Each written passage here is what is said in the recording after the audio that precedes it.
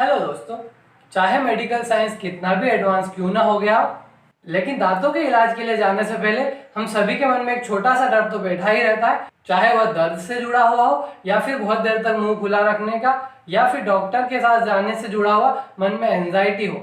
और इस तरह की एंजाइटी होना लाजमी भी है क्योंकि सभी dental treatments generally surgical procedures के अंडर आते हैं और ज़्यादातर सर्जिकल प्रोसीजर्स में थोड़ी बहुत तकलीफ तो होती ही है, चाहे दर्द ना हो, लेकिन इससे जुड़ी हुई थोड़ी बहुत छोटी मोटी तकलीफें होना नॉर्मल है।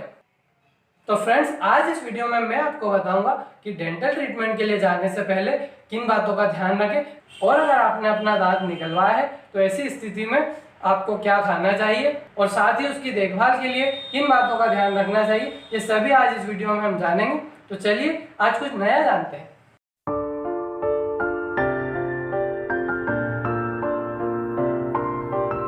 वेलकम बैक फ्रेंड्स, मैं हूं डॉक्टर पाठक और आप देख रहे हैं हमारा हेल्थ रिलेटेड यूट्यूब चैनल तपस्या क्लिनिक। कि फ्रेंड्स, मैंने ऐसा देखा है कि मेरे वीडियोस में आप कमेंट्स में कुछ सवाल पूछते हैं लेकिन उसका जवाब उसी वीडियो में मैंने दिया होता है। तो आपसे एक मेरी रिक्वेस्ट रहेगी कि आप वीडियो को एंड तक देखिए, हो सकता है आपके मन में जो सवाल है उसका जवाब आपको उसी वीडियो में मिल जाए और आपको कमेंट में और नहीं लिखना पड़े।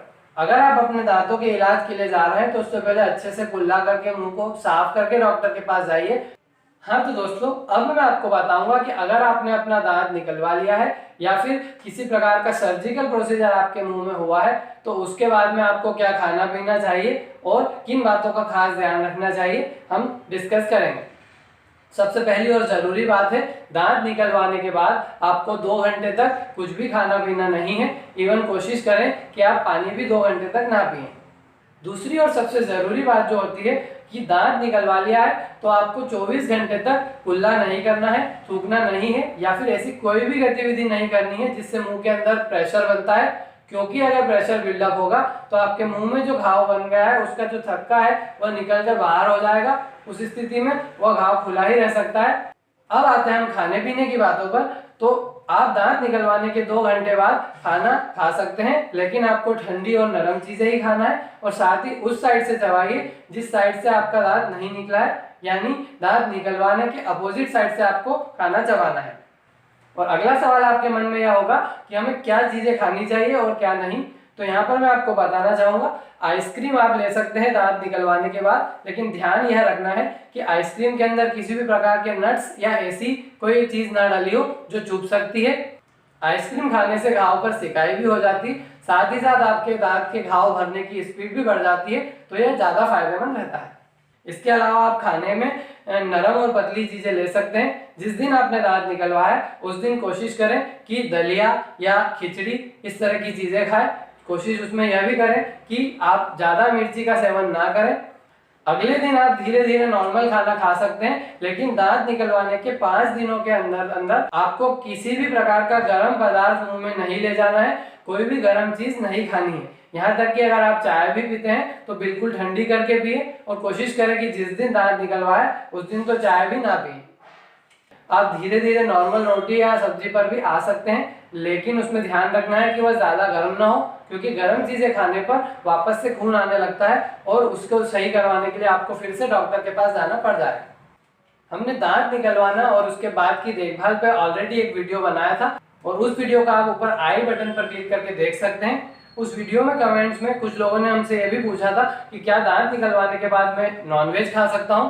तो मेरी सलाह यह रहेगी कि आप कम से कम 3 दिन तक नॉनवेज को अवॉइड करें और अगर आप खाना ही चाहते हैं तो जिस साइड का आपने दांत निकलवाया है उसके अपोजिट यानी उल्टी साइड से आप सॉफ्ट पीसेस धीरे धीरे चबा सकते हैं। उसमें ध्यान से यह रखना है कि ठंडा करके ही खाएं।